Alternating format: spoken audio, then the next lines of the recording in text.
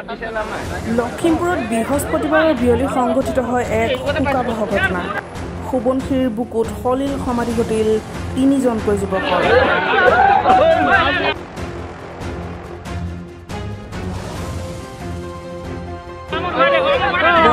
সোৱণশিৰিৰ ঘাটত গা ধুবলৈ গৈ সলিল সমাধি ঘটিল মৈদুমিয়াৰ ছাজাদুল ইছলাম, মামুদ হাছান আৰু আন্নান জামান হাজৰিকা নামৰ 3 যুৱকৰ।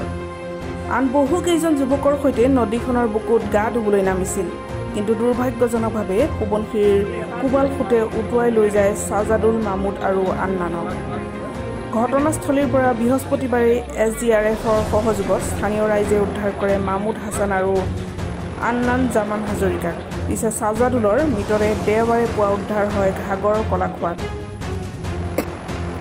কলাখোৱাৰ স্থানীয় ৰাইজে পানীত উপঙি থকা অৱস্থাত প্ৰত্যক্ষ কৰি খবৰ দিয়াত মৈদুমিয়াৰ পৰা মানুহ গৈ চিনাক্ত কৰে মৃতদেহটো ছাজাদুলৰ বুলি।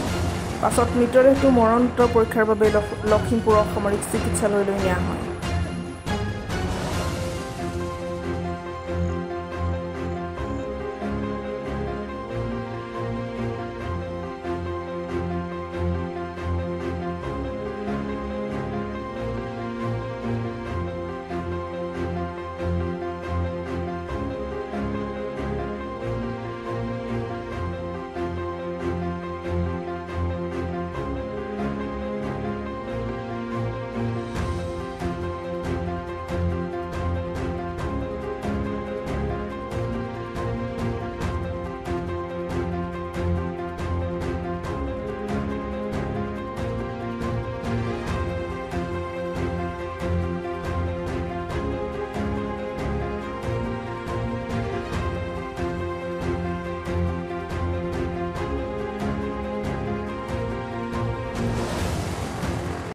লখিমপুৰৰ পৰা ৰাহানাং মেডৰ ৰিপৰ্ট, পূৰ্বাঞ্চল টাইম।